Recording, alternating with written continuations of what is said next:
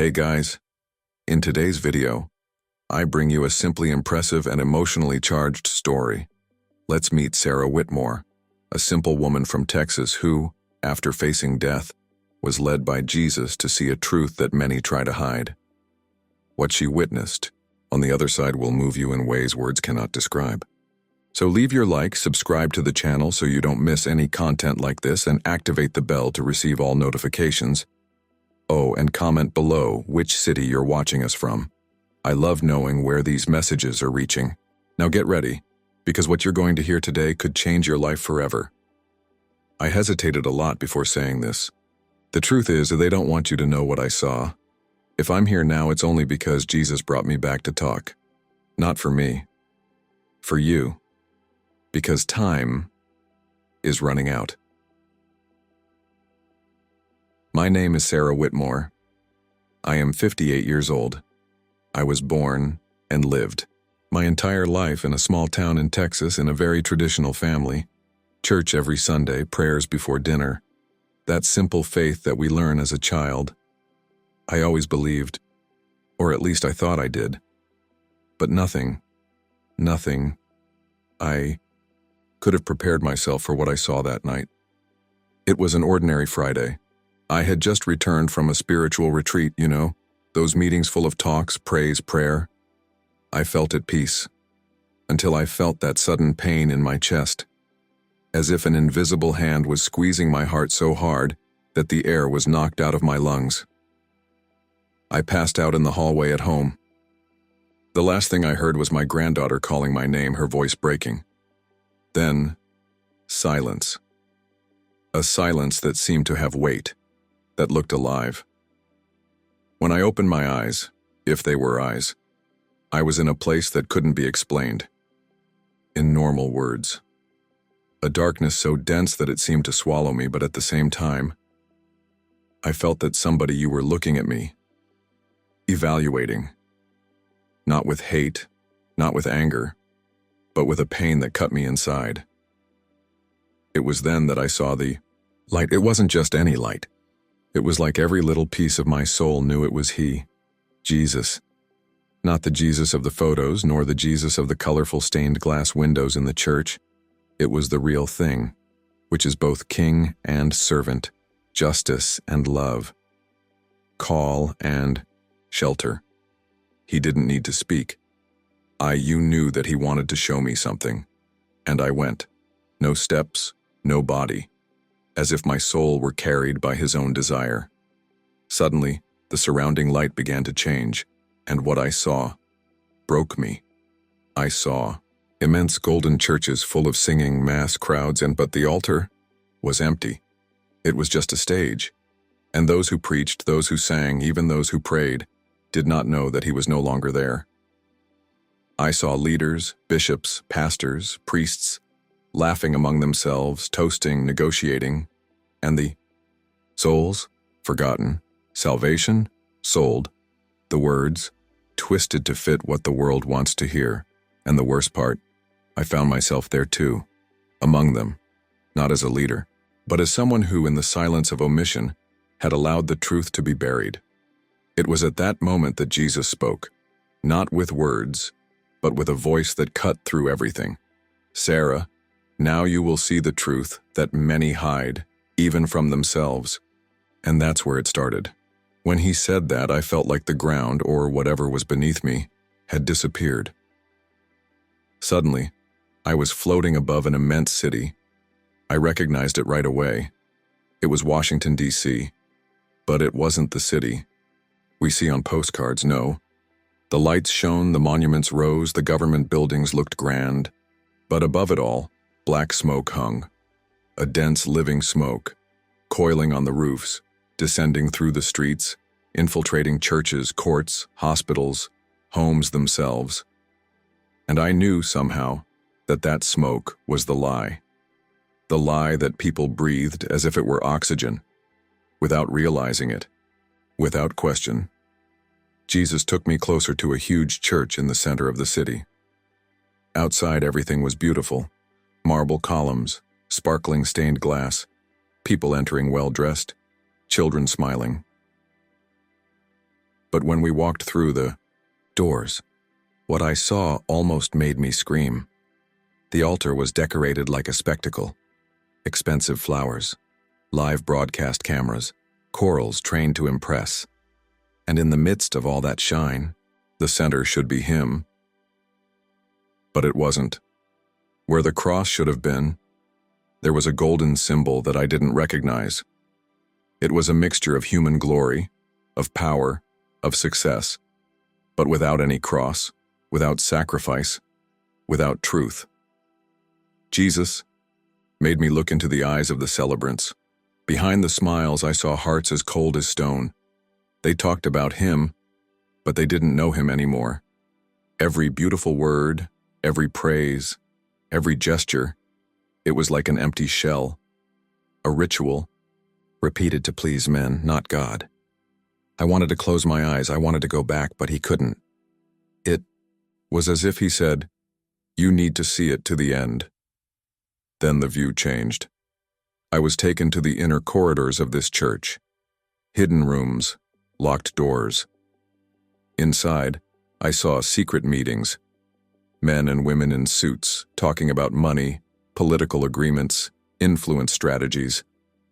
Plans to maintain control, to win votes, to keep the banks full. And with every contract signing, every handshake. A soul was sold, no prayers, no tears of regret, no search for God's will, just plans, ambition, and silence. I was shaking. My chest hurt like I was going to explode. I wanted to scream, "Better!" But no sound came out, and it was at that moment that Jesus spoke again, within me. It's not the shine that proves my presence, it's the truth, and where the truth is sold, I'm not. The smoke was increasing, and I felt that something even more terrible was about to be shown.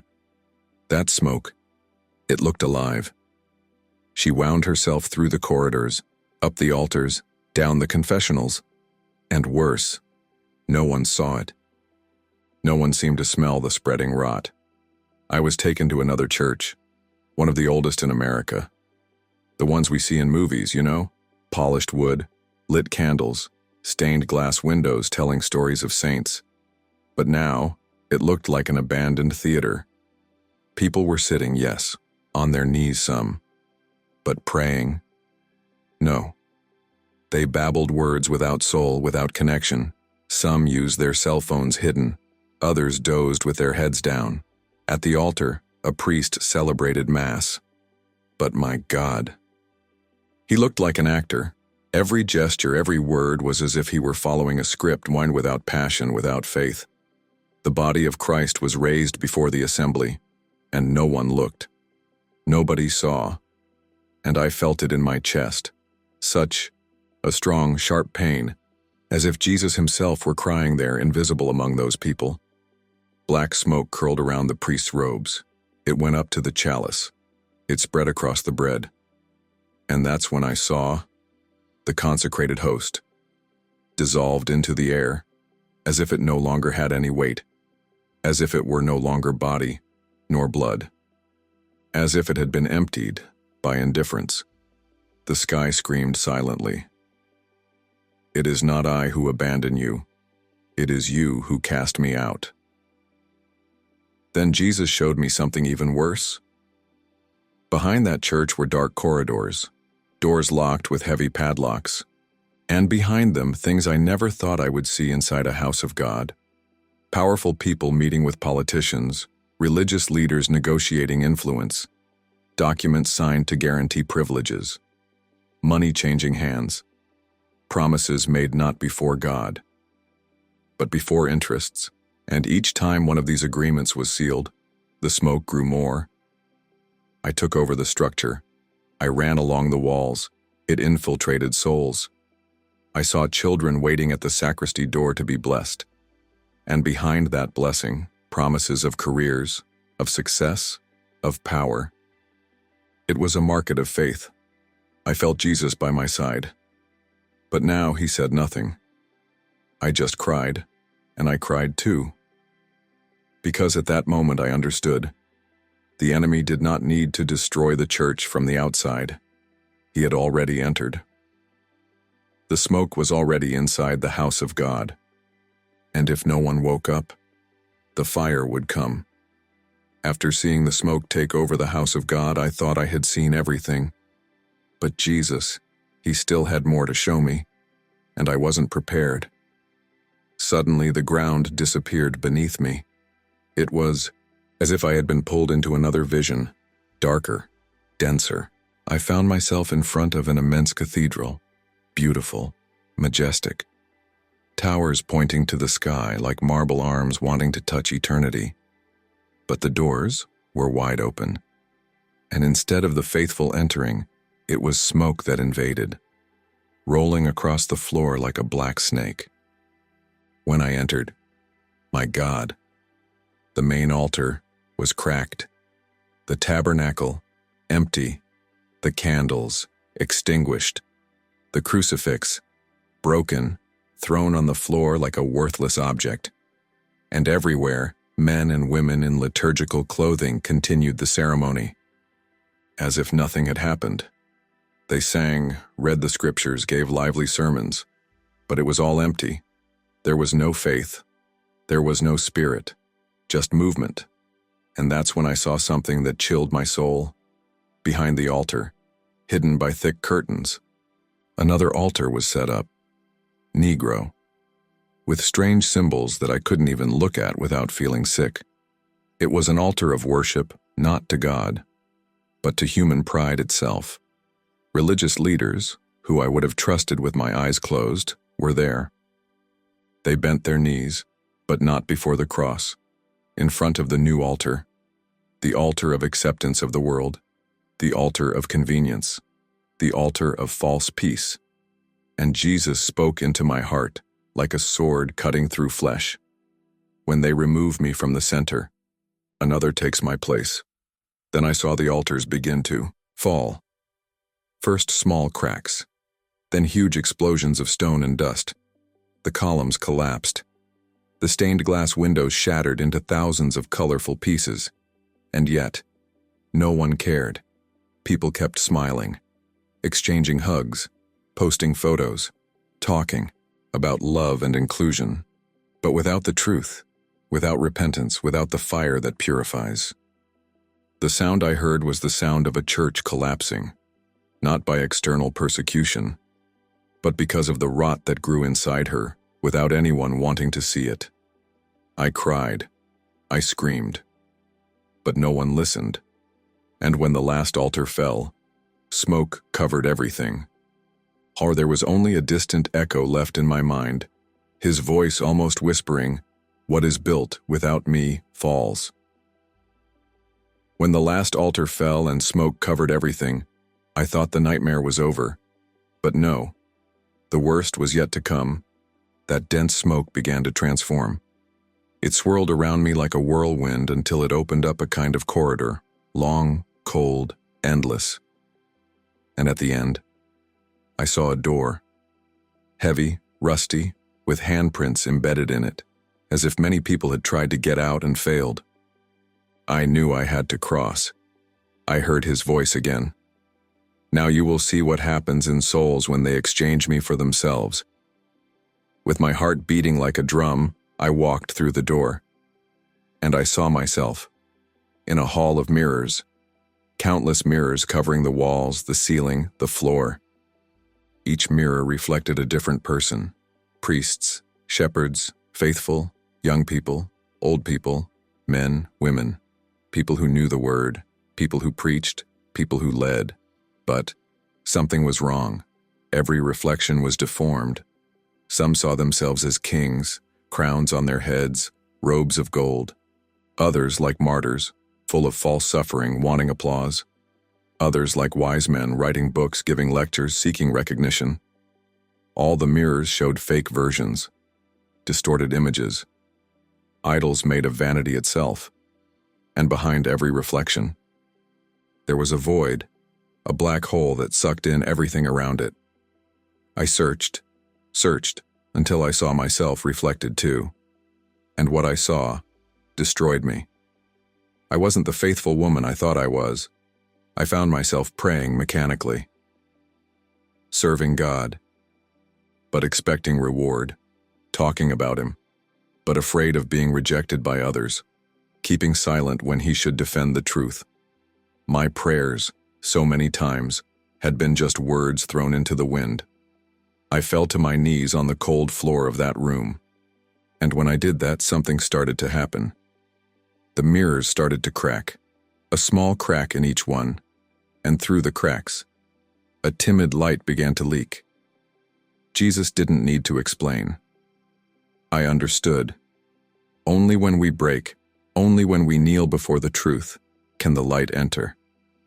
I lay there on the ground, shaking, feeling that light pass through my broken pieces.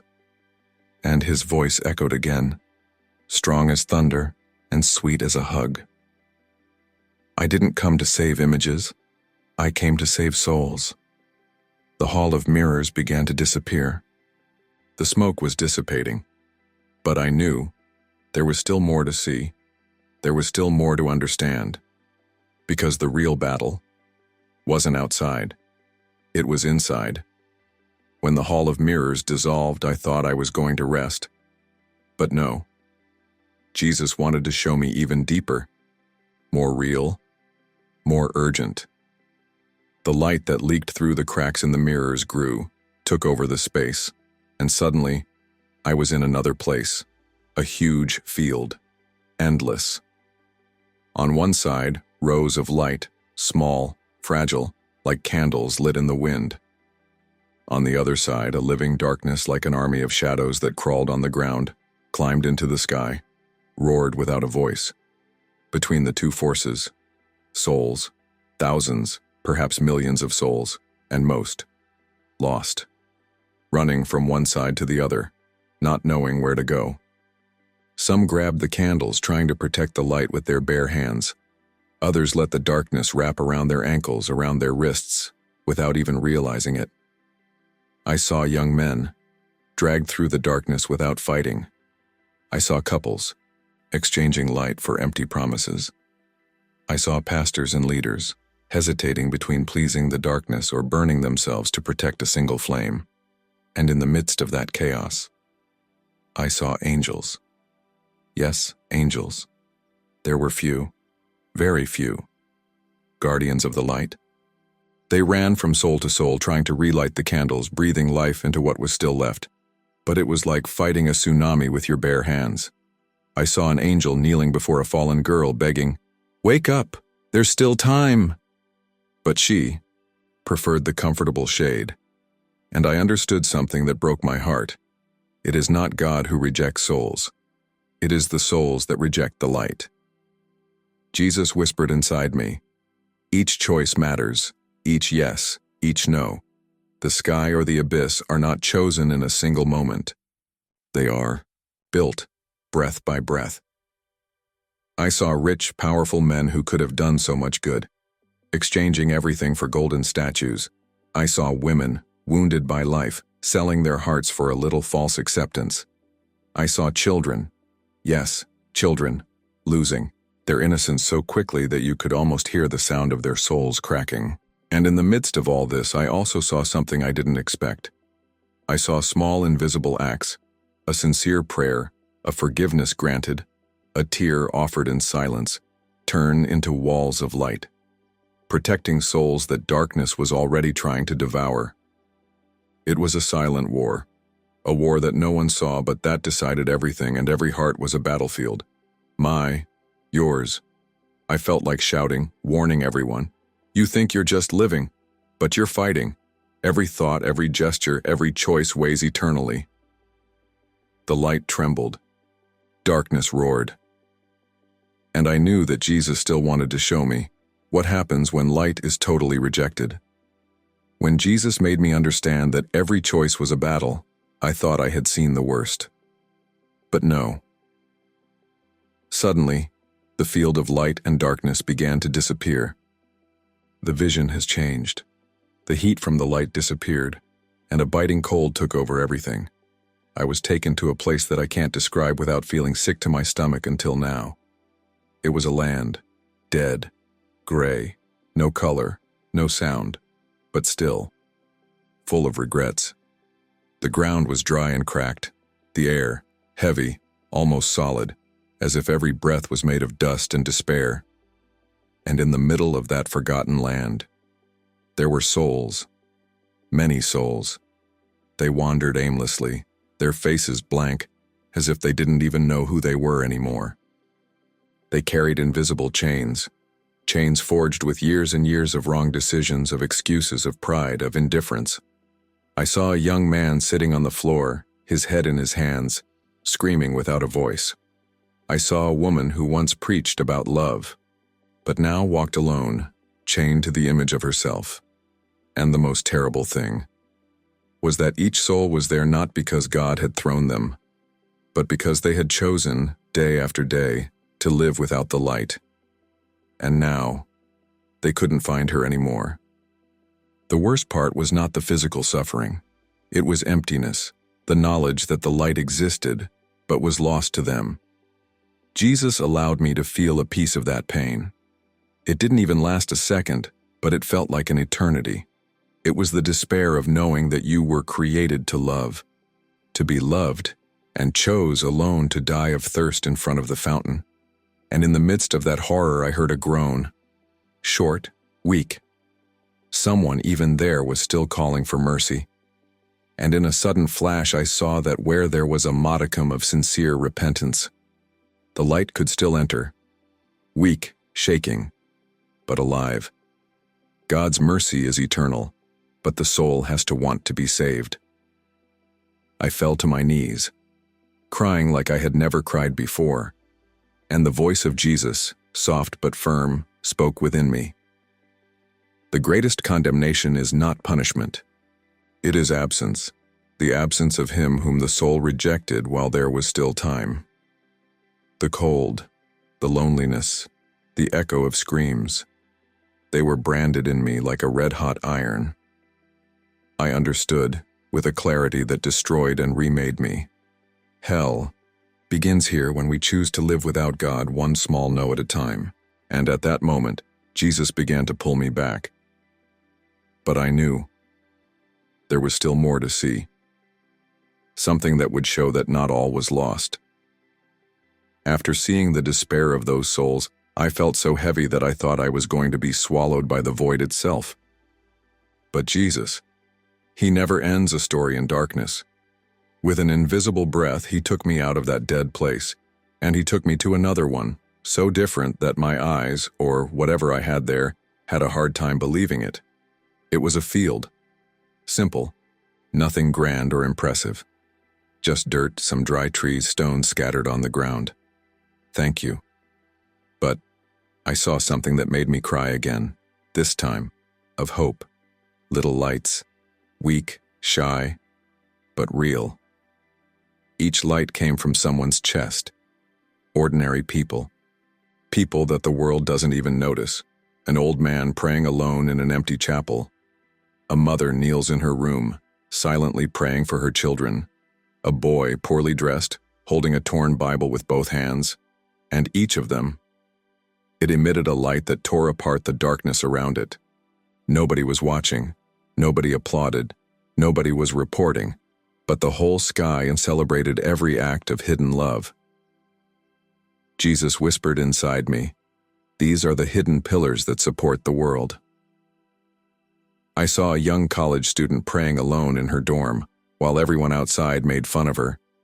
I saw a doctor who, instead of stealing hope from terminally ill patients, sat next to them and held their hands. I saw an elderly woman who donated her last coins without anyone knowing to feed children who would never see her face. And every gesture, every secret sacrifice, it was like a grain of light planted in the soil of eternity. The earth beneath these people was cracked, barren, and full of thorns. But the roots of light grew nonetheless, and little by little, very little, the earth began to bloom around them. Jesus made me understand something that cut through all my excuses. It is not the great events, nor the great structures that sustain my kingdom. It's the hearts that love in secret. They are the ones who choose me even when it costs everything. And then, I saw something even more incredible. A child. Yes, a child, maybe 7 years old, kneeling in a deserted street, praying with his eyes closed, his knees hurt and his hands dirty. But from her prayer, an immense flame rose to the sky, bigger than any cathedral. And I understood. Hidden love has more power than 1,000 empty sermons. The field was small. The lights were few. But where there is true light, not even the densest darkness can overcome. And I felt that Jesus still wanted to show me where this final battle was being decided. When I saw those little lights holding out in the darkness, my heart started to burn again. Not out of fear, but urgently. It was as if every beat inside me said, "There's still time. There's still time." Jesus took me to one last place. It was a city, but not a normal city. It was as if it were a mirror of the entire world. There were huge skyscrapers, busy streets, full churches, illuminated squares, schools, hospitals, houses. Everything seemed normal at first glance. But above the city, a clock hung. A huge clock made of light and fire. And the hands. The hands were almost meeting at the top. Time was running out. Each time someone chose to lie, the needle moved forward. Every time someone chose the truth despite suffering, the needle slowed down. I saw it so clearly that it was like watching the heart of the world beating before my eyes. And most didn't even know the clock existed. They ran here and there, caught up in their jobs, their worries, their addictions, their distractions. They lived as if they had all the time in the world. But time, it wasn't theirs.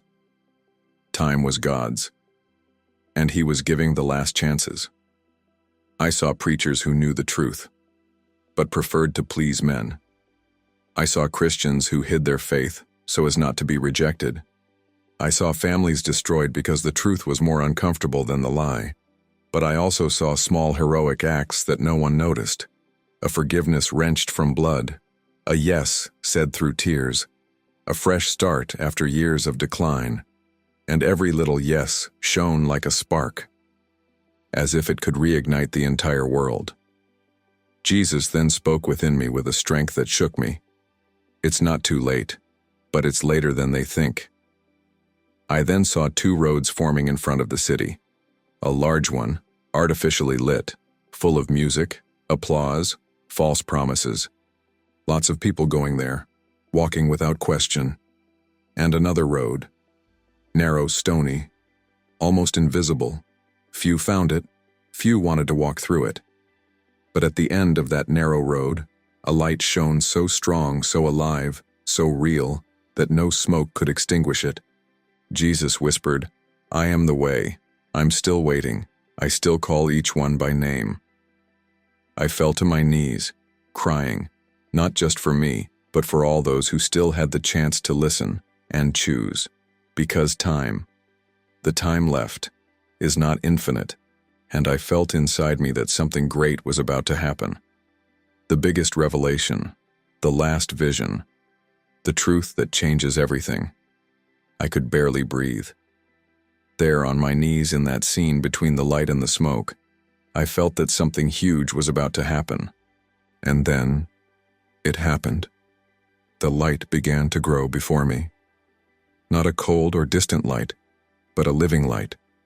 A light that was a look, a presence, a love that knew every corner of my soul, and even so, did not move away. It was Him. Jesus. But this time, not as an angry judge nor as a distant king. It was Jesus as He is, all love, all truth, all justice. He walked towards me. But I didn't step on the ground, and the light was the ground. The air was His praise. Time was suspended in His presence. As He approached, I felt everything I was, everything become exposed. Every hidden thought, every unspoken word, every wasted opportunity, every fear I let overcome my faith. And I trembled. Not because He wanted to condemn me, but because before Him, you can't even lie to yourself. Jesus looked inside me, and without moving his lips, without using human words, he spoke straight to my heart. Sarah, now you see as I see. And in that instant, I saw it. I saw my entire life, not as I saw it, but as he saw it. The moments when I truly loved without even realizing it. The moments when I pretended to love just to receive approval. I saw what my choices did to the souls around me. I saw the good I could have done, and I stopped doing it. I saw that every prayer, every word, every omission built or destroyed eternal bridges. I cried like I had never cried before, not out of despair, but pure regret. Regret that burns, but cleanses. And then Jesus showed me the hardest truth, and most beautiful. I saw that his church, the true church, it is not made of stones, it is not made of stained glass, nor of empty rituals, it is not made of numbers, nor of human glories. The true church is made of hearts, hearts that love, hearts that bleed, hearts that refuse to betray the truth even when all seems lost. And Jesus spoke one last time as if sealing an eternal pact. What saves the world is not power, it's not success, it is the truth lived in love. His light enveloped me completely. I felt my spirit being filled with a strength that was not mine. And I knew without a shadow of a doubt, time is short, the battle is real. But victory belongs to those who choose the truth, to those who choose him, to those who do not exchange eternal light for passing smoke. When the light began to withdraw, and I felt it coming back, his last whisper was engraved on me. Tell them, while there's still time. And then, I opened my eyes.